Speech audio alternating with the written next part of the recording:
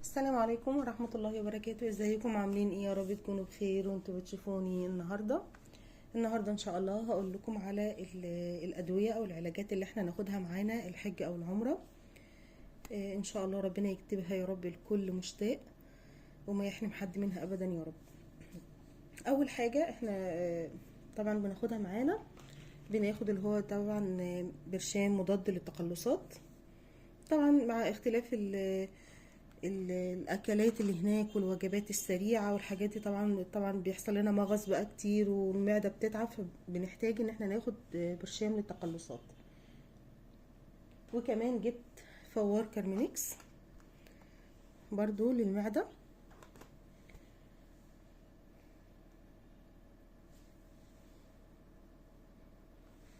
وراني الثلاث حاجات دول حلوين قوي قوي للمعده. طيب ايه كمان؟ طبعا هناخد طبعا كريمات تكون مرطبه للجلد. انا خدت هنا زنك اوليف،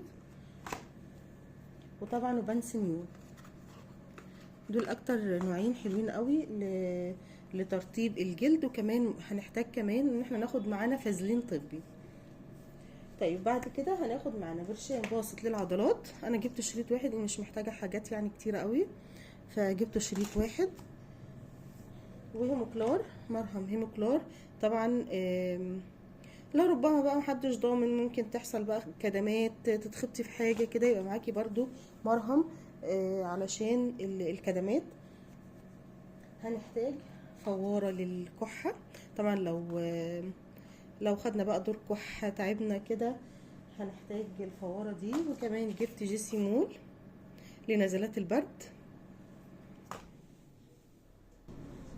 وكمان جبت كتافست ده مسكن جميل قوي طبعا للصداع وكده، مسكن سريع جدا وحلو قوي. وكمان البرشام بتاع البريود للستات. وجبت كريم لونا ده مرطب للرجل برضو جميل قوي وحلو. طبعا فرشة الاسنان ومعجون الاسنان دول حاجات اساسية. وبنجيب لزق جروح برضو لربما يحصل لنا اي طبعا جروح او اي حاجة، يبقى معانا ايه الحاجات اللي تغنينا ان احنا نروح اي صيدليات هناك او نشتري. طبعا احنا عارفين الاسعار بتبقى غالية هناك، طبعا فرق العملة بيبقى كبير قوي. فاحسن حاجة ان احنا ناخد الادوية بتاعتنا طبعا. والناس اللي بيكون عندها امراض مزمنة زي مرض السكر برضو بياخدوا العلاجات بتاعتهم. ان شاء الله ربنا يا رب يتممها لنا على خير ويكتبها يا رب لكل مشتاق ان شاء الله.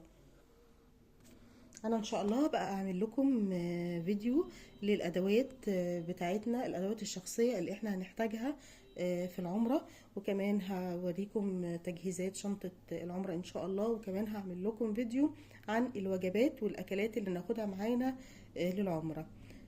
لو عجبكم الفيديو ما تنسوش تشتركوا في القناة وتفعلوا زرار الجرس على اشعار الكل علشان يوصلكم كل فيديوهاتي الجديدة ان شاء الله. ما تنسوش تدعموا الفيديو بلايك. والسلام عليكم ورحمة الله وبركاته.